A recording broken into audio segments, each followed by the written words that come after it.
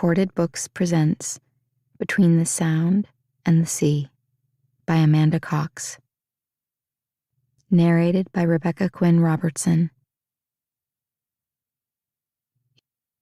You keep track of all my sorrows. You have collected all my tears in your bottle. You have recorded each one in your book. Psalm 56, verse 8, NLT. Prologue. November 2005. Swan Quarter, North Carolina. The old woman observed the young boy kicked back in the adjacent recliner, his face practically glued to that tiny screen, as it had been since his visit began. Not that she blamed him.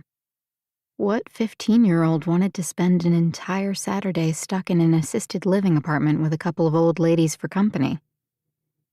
Listen here, boy. Put down that Game Boy and I'll tell you something you'll never forget. He looked up at her, grinning. Aw, this isn't a Game Boy. It's my new Nintendo DS, and I'm this close to beating the boss on my game. He held up 2 fingers, pinching at the air. Maybe I ought to get me one of them things. Since I can't get around on these old legs like I used to, I get bored sitting around here. He smiled and shook his head, continuing with his game. She glanced up at the sound of pots and pans banging in the kitchen. What's your grandma up to? Making supper for us, I think. Good. That means we've got plenty of time before she comes nosing in. Now put that thing down like I said and scooch closer so I can tell you something. She lowered her voice. Something nary a soul knows except me. It's time I pass these stories down before I'm good and gone. And I've chosen you. She mined her memories for just the right tale. It'd have to be a good one to compete with a kid stuck on video games. He gave one last baleful look at the device before setting it on the table beside him. He scooted his chair closer to hers and adjusted the blanket that had slipped off her foot before sitting back down. Sweet boy. It was a dark and stormy night, she began. He groaned, looking back toward the game waiting on the side table. A dark and stormy night? Really? She chuckled. I'm not being funny. It really was a dark and stormy night. Way back in 1941.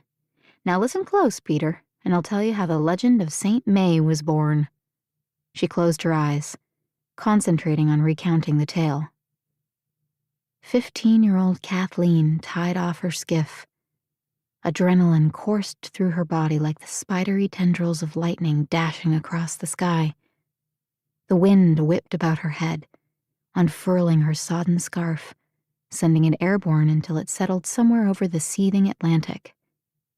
Hunched against the slanting rain, she jogged past her faithful light, a light that had guided her to the foolish drunk clinging to a vessel not seaworthy in even the fairest weather. A man who likely didn't merit Kathleen risking her life over, but duty had called. No matter who is at the mercy of the unpredictable currents of the Outer Banks. She opened her eyes a tiny slit. The boy leaned in close, eyes locked on her. She had him hook, line, and sinker now. Kathleen entered the squat stone cottage where she lived, boots squelching on the stone floor. She sidled up to the fire and added enough wood to coax the embers back to life. Then she stripped out of her sodden clothes and wrapped a wool blanket around her shoulders. She winced. Oops. That was probably more detail than a 15-year-old boy needed to hear about a 15-year-old girl. She continued, more mindful of the particulars she shared. Kathy? Her father's voice cut through the silence. Rolling thunder sounded on its heels. Kathleen cringed. Yes, Da. Everything all right? Why are you up, lass? Just checking the light, she called, and then pulled the scratchy wool tighter around her, sending up a silent prayer that he'd accept her answer and go back to sleep.